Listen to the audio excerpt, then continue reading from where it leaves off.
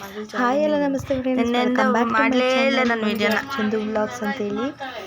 ಇನ್ನೂ ನನ್ನ ಚಾನಲ್ಗೆ ಯಾರೆಲ್ಲ ಸಬ್ಸ್ಕ್ರೈಬ್ ಆಗಿಲ್ಲ ಪ್ಲೀಸ್ ಸಬ್ಸ್ಕ್ರೈಬ್ ಮಾಡಿ. ಹಾಗೆ ಪಕ್ಕದಲ್ಲಿರೋ ಬೆಲ್ ಐಕನ್ ಕ್ಲಿಕ್ ಮಾಡಿ ಆಲನ್ನು ಸೆಲೆಕ್ಟ್ ಮಾಡಿಕೊಂಡ್ರೆ ನಾನು ಎಲ್ಲ ವೀಡಿಯೋಸ್ ಯಾವ ವೀಡಿಯೋಸ್ ಹಾಕಿದ್ರು ಎಲ್ಲ ವೀಡಿಯೋಸು ನಿಮಗೆ ನೋಟಿಫಿಕೇಶನ್ ಬರುತ್ತೆ ಫ್ರೆಂಡ್ಸ್.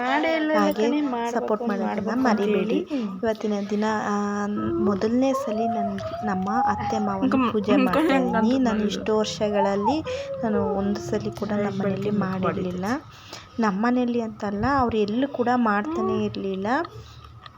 ಇಲ್ಲ, ಈ ಸಲ ಮಾಡಲೇಬೇಕು ಅನ್ನೋ ಒಂದು ನಿರ್ಧಾರದ ಮೇಲೆ 2024ರಲ್ಲಿ ಮಾಡಿಸಿದ್ದೀನಿ.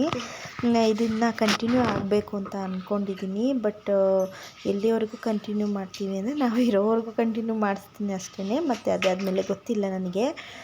ಇವ್ರ ಕಡೆ ನನ್ನ ಹಸ್ಬೆಂಡ್ ಮನೆ ಕಡೆ ಈ ಥರ ಪದ್ಧತಿ ಇಲ್ಲ ಅಂತ ಹೇಳ್ತಾರೆ. ಒಬ್ಬೊಬ್ಬರು ಮಾಡ್ತೀವಿ ಅಂತಾರೆ, ಒಬ್ಬೊಬ್ಬರು ಇಲ್ಲ ಅಂತಾರೆ.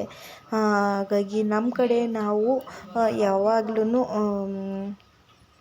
ಯಾವ ರೀತಿ ಹೇಳೋದು, ಪಿತೃಗಳು ಅಂತ ದೋಷ ಇರುತ್ತೆ, ಅದು ಇದು ಅದೆಲ್ಲ ನಮಗೆ ನಿಜವಾಗ್ಲೂ ಗೊತ್ತಿಲ್ಲ.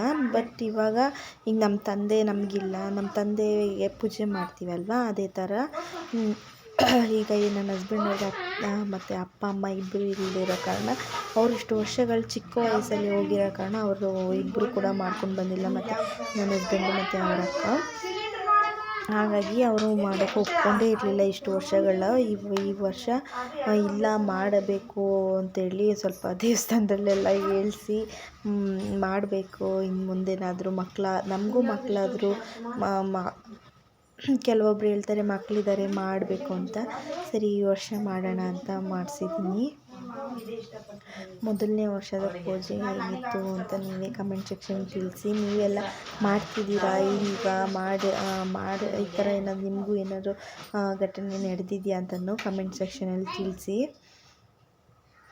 ಬೆಳಗ್ಗೆನೇ ಆಲ್ರೆಡಿ ಪೂಜೆಗೆ ಎಡೆ ಎಲ್ಲ ಆಗಿತ್ತು. ಇದು ಸಂಜೆ ಸಲ್ಲುಸೋ ಟೈಮಲ್ಲಿ ಮಾಡ್ತಾ ಇರೋವಂಥದ್ದು. ಬೆಳಗ್ಗೆಯಿಂದ ತುಂಬಾ ಬ್ಯುಸಿ ಆಗಿಬಿಟ್ಟಿದ್ವಿ ಫ್ರೆಂಡ್ಸ್. ಮಕ್ಕಳು ಅವ್ರಿಗೆಲ್ಲ ಸ್ನಾನಕ್ಕೆ ರೆಡಿ ಮಾಡಿದ್ವಿ. ಅದಾದಮೇಲೆ ಅಡುಗೆಯಲ್ಲೇ ತುಂಬ ಹೊತ್ತು ತೊಗೊಳ್ತು. ಅವ್ರಿಗೆ ಏನು ಇಷ್ಟ ಅಂತ ಎಲ್ಲ ಮಾಡಿಸಿದ್ರು. ತಿಂದಿದ್ದು ಮಾತ್ರ ಸ್ವಲ್ಪ ಮಾಡಿದ್ದು ಮಾತ್ರ ಜಾಸ್ತಿ ಮಾಡಿದ್ವಿ. ಆಮೇಲೆ ಐಟಮ್ ಕೂಡ ಜಾಸ್ತಿನೇ ಆಗೋಯಿತು. ನಾನು ಯಾಕಾದ್ರೂ ಇಷ್ಟಷ್ಟು ಐಟಮ್ ಮಾಡಿದ್ದು ಅನ್ನಿಸ್ಬಿಟ್ಟೆ. ಯಾಕೆಂದರೆ ನಾವು ತಿನ್ನಲ್ಲ, ಏನಿಲ್ಲ. ನನ್ನ ಹಸ್ಬೆಂಡ್ ನಮ್ಮಮ್ಮಗೆ ಇಷ್ಟ ಅಂದರು. ಅವ್ರ ಅಕ್ಕ ಕೇಳಿದ್ರೆ ಅವರು ಅದು ಒಂದೆರಡು ಹೇಳಿದ್ರು. ಸರಿ, ಎಲ್ಲದನ್ನು ಫಸ್ಟ್ನೇ ವರ್ಷ ಅಲ್ವಾ, ಎಲ್ಲದನ್ನು ಮಾಡಿಬಿಟ್ವಿ. ನಾನು ಐಟಮ್ ಲೀಸ್ಟ್ ತೋರಿಸೋದೇ ಮರ್ತೋಗ್ಬಿಟ್ಟಿದ್ದೀನಿ. ಇವಾಗ ಅಲ್ಲಿ ಏನು ಕಾಣಿಸ್ತಾ ಇದೆ, ಸ್ವಲ್ಪನೇ ಕಾಣಿಸ್ತಾ ಇದೆ. ಬಟ್ ಬರೋ ವರ್ಷ ನೋಡೋಣ ಏನಾಗುತ್ತೆ, ಅದನ್ನು ಮಾಡ್ತೀವಿ. ಈ ವರ್ಷದ ಪೂಜೆ ಹೀಗಿತ್ತು ಫ್ರೆಂಡ್ಸ್. ನನ್ನ ಲಾಸ್ಟ್ ವೀಡಿಯೋದಲ್ಲೇ ಊರಿಂದ ಬರ್ತಾರೆ ಅಂದಲ್ಲ, ಇವರೇ ಹಸ್ಬೆಂಡ್ ವೈಫು ಮತ್ತು ಇನ್ನೊಂದಷ್ಟು ಜನ ಬರಬೇಕಿತ್ತು. ಸರಿ, ಇಲ್ಲಿ ಬೆಂಗಳೂರಲ್ಲಿರೋದ್ರಿಂದ ಮನೆ ಕೂಡ ಇಷ್ಟೇ ಇದೆ, ಅಕ್ಕಪಕ್ಕದಲ್ಲಿ ಕೂಡ ಮನೆ ಅಷ್ಟಿರಲ್ಲ. ಬಂದರೆ ಅನ್ಕಂಫರ್ಟಬಲ್ ಆಗುತ್ತೆ ಅಂದ್ಬಿಟ್ಟು ಜಾಸ್ತಿ ಯಾರನ್ನೂ ಕರೆಯೋಕ್ಕೆ ಹೋಗಲಿಲ್ಲ. ಬಟ್ ಊರೆಲ್ಲ ಪ್ಲ್ಯಾನ್ ಮಾಡಿದ್ವಿ. ಬಟ್ ನಾವಿರೋ ಕಡೆನೇ ಮಾಡೋದ್ರಿಂದ ಬೆಸ್ಟು ಅಂತೇಳಿ ಮಾಡಿದ್ವಿ. ಅತ್ತೆ ಫೋಟೋ ಮಾತ್ರ ಇದೆ ಫ್ರೆಂಡ್ಸ್. ನಮ್ಮ ಮಾವ ಫೋಟೋ ನಾನೇ ನೋಡಿಲ್ಲ. ಅವರು ಇಟ್ಕೊಂಡಿಲ್ಲ, ಫೋಟೋ ಕೂಡ ಇರಲಿಲ್ಲ. ನಾನು ರೇಷನ್ ಅದು ಇಲ್ಲಿ ವೋಟರ್ ಐ ಡಿಲಿ ಎಲ್ಲ ಇರುತ್ತಲ್ವ, ಅದರಿಂದ ತೆಗೆಸ್ಬಿಟ್ಟು ಇಷ್ಟು ದೊಡ್ಡ ಫೋಟೋನ ಎಡಿಟಿಂಗ್ ಮಾಡಿ ಅವ್ರು ಮಾಡಿಕೊಟ್ಟಿದ್ದಾರೆ. ಇದಕ್ಕೆ 1700 ಏನು ತೊಗೊಂಡಿದ್ದಾರೆ. ಅವ್ರು ಮಾಡಿಸ್ಕೊಂಡು ಬಂದರು. ಹಾಗಾಗಿತ್ತು ಇವತ್ತಿನ ವಿಡಿಯೋ ಫ್ರೆಂಡ್ಸ್. ಹೇಗೆ ಅನ್ನಿಸ್ತು ಅಂತ ಕಮೆಂಟ್ ಸೆಕ್ಷನ್ ತಿಳಿಸಿ. ನಾನು ಕೂಡ ಎಲ್ಲ ಪೂಜೆ ಮಾಡಿಬಿಟ್ಟು ಈಗ ಲಾಸ್ಟಿಗೆ ಆರತಿ ತಟ್ಟೆ, ಕಳಸಿ ತಟ್ಟೆ ಅಂತ ಹೇಳ್ತಾರೆ ಫ್ರೆಂಡ್ಸ್. ನಾನು ತುಂಬ ದಿನದಿಂದ ಅಂದ್ಕೊಂಡಿದ್ದು ಈ ಥರ ತೊಗೋಬೇಕು. ಮತ್ತು ನಾನು ವರಮಹಾಲಕ್ಷ್ಮಿ ಎಲ್ಲ ಮಾಡ್ತೀನಲ್ವ, ಅವಾಗ ಬೇಕು ಅಂತೇಳಿ ಅಂದ್ಕೊಂಡು ತೊಗೊಳ್ಳೋಣ ಸಿಗ್ತಾನೇ ಇರಲಿಲ್ಲ. ಹೆಂಗೋ ನೋಡಿ ನಮ್ಮ ಅತ್ತೆ ಪುಣ್ಯ ಅನಿಸುತ್ತೆ ಸಿಕ್ಕಿದೆ ಪೂಜೆ. ನಮಗೆ ಪುಣ್ಯ ಏನೋ ಆ ಟೈಮಲ್ಲಿ ಸಿಕ್ಕಿದೆ. ಖುಷಿ ಕೂಡ ಆಯಿತು. ಬಟ್ ಊರಿಂದನೇ ಹೊಸದನ್ನು ತೊಗೊಂಡು ಬನ್ನಿ, ಆ ಫೇಸ್ ಸಿಗತ್ತೆ ಅಂತ ಹೇಳಿದ್ದೆ. ಬಟ್ ಅವ್ರಿಗೆ ಅದಾಗಿಲ್ಲ, ಟೈಮ್ ಆಗಲಿಲ್ಲ ಅಂತ ಹಂಗೆ ಬಂದರು. ಆ ಟೈಮ್ಗೆ ನಾನೇ ತೊಗೊಂಡು ಬಂದಿದ್ದು ಒಳ್ಳೆಯದಾಯಿತು. ಮತ್ತು ಎಲ್ಲ ಪೂಜೆ ಎಲ್ಲ ಮಾಡ್ಕೊತಾ ಇದ್ದೀವಿ. ಲಾಸ್ಟಿಗೆ ಆರತಿ ಎಲ್ಲ ಮಾಡಿಬಿಟ್ಟು ಸಡಿಲಿಸ್ಬಿಡೋಣ, ಅದಾದಮೇಲೆ ದೇವಸ್ಥಾನಕ್ಕೆ ಹೊರಡೋಣ ಅಂತೇಳ್ಬಿಟ್ಟು ಎಲ್ಲ ಸಡಿಲಿಸೋಕೆ ರೆಡಿ ಮಾಡ್ಕೊತಾ ಇದ್ದೀವಿ. ನೋಡಿ ಫ್ರೆಂಡ್ಸ್, ಇದೇ ಆರತಿ ತಟ್ಟೆ 1500 ರುಪೀಸ್ ಏನೋ ತೊಗೊಂಡ್ರು. ಕಳಸ ಮತ್ತು ಒಂದೇ ತಟ್ಟೆಯಲ್ಲಿ ಎಲ್ಲ ಅಟ್ಯಾಚ್ ಆಗಿರುತ್ತಲ್ಲ ಆ ಥರ.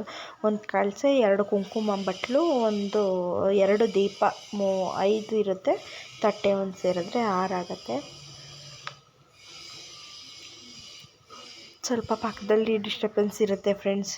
ಇಲ್ಲಿ ಸ್ವಲ್ಪ ಗ್ಯಾರೇಜ್ ಇರೋದ್ರಿಂದ ಸ್ವಲ್ಪ ಸೌಂಡ್ ಇದ್ದೇ ಇರುತ್ತೆ. ಅದು ಎಂಥದ್ದು ವೆಲ್ಡಿಂಗ್ ಮಾಡ್ತಾರಲ್ಲ, ಅದನ್ನು ಮಾಡೋ ಸೌಂಡು. ವಿಘ್ನ ಮಾಡಬೇಡಿ. ಅದಾದಮೇಲೆ ಅವರು ಅದೇ ಮಿಷಿನ್ ಪೂಜೆ ಎಲ್ಲ ಅದೇ ಮಾಡೋಣ ಅಂತೆಲ್ಲ ನನ್ನ ಹಸ್ಬೆಂಡ್ ಪೂಜೆ ಆಗೋದ್ಮೇಲೆ ಆರತಿ ಮಾಡೋಣ ಅಂದ್ಬಿಟ್ಟು ಕರಿತೀವಿ. ಸರಿ ಬರ್ತೀನಿ ಹಾಗೆ ಹೀಗೆ ಅಂದ್ಕೊಂಡು ಅವ್ರು ಕೂಡ ಇದ್ದರು. ಮಿಷಿನ್ ಬಗ್ಗೆನೇ ಮಾತಾಡ್ಕೊತಿದ್ವಿ, ಟೈಲರಿಂಗ್ ಮಿಷಿನು. ನಾನು ಆ್ಯಕ್ಚುಲಿ ಟೈಲರಿಂಗ್ ಕಲ್ತಿದ್ನಲ್ವ, ಅದ್ರ ಬಗ್ಗೆನೇ ಮಾತಾಡ್ತಾ ಇದ್ವಿ. ನೀನು ಅದನ್ನೇ ಮಾಡ್ಕೊಬೋದಲ್ಲಮ್ಮ ಅಂತ ಅದು ಇದು ಏನೋ ಹಿಂಗೆ ಮಾತಾಡ್ಕೊಂಡಿದ್ದೀವಿ. ನಿಮಗೆ ಬ್ಯಾಕ್ಗ್ರೌಂಡಲ್ಲಿ ವಾಯ್ಸ್ ಕೂಡ ಕೇಳಿಸುತ್ತೆ, ನಾನು ವಾಯ್ಸ್ ಓವರ್ ಕೂಡ ಈ ಹಿಂದೆ ಆ ವಾಯ್ಸ್ನೂ ಕೂಡ ನಾನು ಮ್ಯೂಟ್ ಮಾಡೋಕ್ಕೆ ಹೋಗಲಿಲ್ಲ. ಟೈಲರಿಂಗ್ ಕ್ಲಾಸು ನಾನು ಸ್ವಲ್ಪ ಬಿಟ್ಟಿರೋದ್ರಿಂದ ಸ್ವಲ್ಪ ಬೇರೆಯವ್ರಿಗೆ ಡಿಸೈನ್ ತಕ್ಕನಾಗೆಲ್ಲ ಹೊಲಿಬೇಕು ಅಂದರೆ ಒಂದು ಇದಿರಬೇಕಲ್ವ, ಅವ್ರು ಹೇಳಿದ ಥರ ಡಿಸೈನ್ಸ್ ಎಲ್ಲ ಹೊಲಿಯೋ ಅಷ್ಟು ಕೆಪಾಸಿಟಿ ಇರಬೇಕು. ಹಾಗಾಗಿ ಆ ಥರ ಸ್ವಲ್ಪ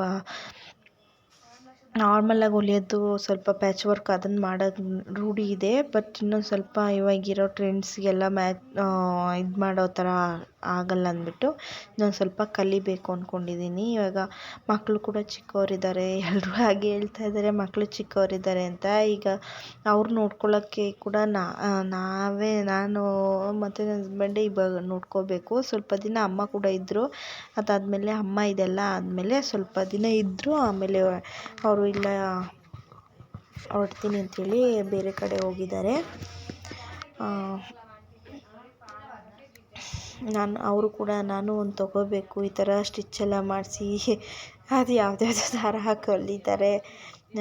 ನಾರ್ಮಲಾಗಿ ಇಲ್ಲಿದ್ದಾಳಲ್ಲ ನನ್ನ ಸೊಸೆ ಆಗಬೇಕು, ಅವಳಿಗೆ ಟ್ರೈನಿಂಗ್ ಸ್ವಲ್ಪ ಕೊಡಿಸ್ತೀನಿ, ಮನೇಲಿರೋದನ್ನಷ್ಟೇ ಹೊಲ್ಕೊಂಡ್ರು ಸಾಕು ಅಂತ ಅವರು ಅದೇ ಹೇಳ್ತಾಯಿದ್ರು. ನಾನು ಓದೋ ಮಕ್ಕಳಿಗೆಲ್ಲ ಯಾಕೆ ಅಂತ ಹೇಳ್ತಾಯಿದ್ದೆ.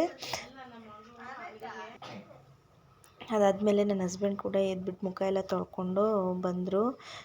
ನಾನು ಬೆಳಗ್ಗಿಂದ ಮಾಡಿದ್ದೀನಿ ಪೂಜೆನ, ಇವಾಗ ಬೇಡ ಅಂತೆಲ್ಲ ಹಿಂಗೆ ಅಂದ್ಕೊಂಡಿದ್ರು. ಇಲ್ಲ ಮಾಡಬೇಕು ಇದು ಅಂತೇಳಿ ಬಿಡಿಸ್ಬಿಟ್ಟು ಮಾಡಿಸ್ತಾಯಿದ್ದೀವಿ. ನೋಡಿ ಆರತಿ ತಟ್ಟೆ ಇದೇನೆ, ಚೆನ್ನಾಗಿತ್ತು.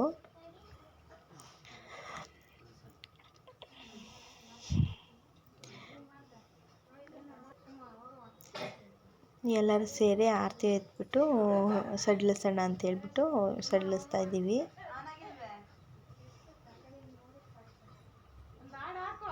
ಇದು ಫ್ರಾಕ್ಸ್ ನಾವೇ ತೊಗೊಂಡು ಬಂದಿದ್ದು. ಬಟ್ ಎಲ್ಲ ಬರ್ತಾರೆ ಅಂದ್ಬಿಟ್ಟು ನನ್ನ ಹಸ್ಬೆಂಡ್ ಅವ್ರ ಅಕ್ಕನ ಹಸ್ಬೆಂಡ್ ಅವ್ರಿಗೆ ಇದು 2 ಡ್ರೆಸ್ಸು, ಅವ್ರಿಗೆ 2 ಸೀರೆ ಮತ್ತು ಅದು ಪಂಚೆ ಶರ್ಟು ಇದೆಲ್ಲ ತೊಗೊಂಡು ಬಂದ್ವಿ. ಬಟ್ ಅಂದರೆ ಅವರು ಕೂಡ ಏನೋ ಮನಸ್ಸಿಗೆ ಇದೆ ಅಂದ್ಕೊಂಡು ಏನೇನೋ ಹಾಕಿ ಲಾಸ್ಟಿಗೆ ಫೈನಲಿ ಮಾಡೋ ರೀತಿ ಆಯಿತು. ನನ್ನ ನೋಡಿದ್ರೆ ಕೂಡ ನನಗೆ ಮನೇಲಿ ಸ್ವಲ್ಪ ಜನ ಇದ್ದರೆ ನಂಗೆ ತುಂಬಾ ಖುಷಿ ಅನಿಸುತ್ತೆ. ನಾನು ನೋಡಿ ಎಷ್ಟು ಖುಷಿಯಲ್ಲಿದ್ದೀನಿ ಅಂತ ಗೊತ್ತಾಗ್ತಿದೆ ಅನಿಸುತ್ತೆ ನೋಡಿದ್ರೇ ನಿಮಗೆ.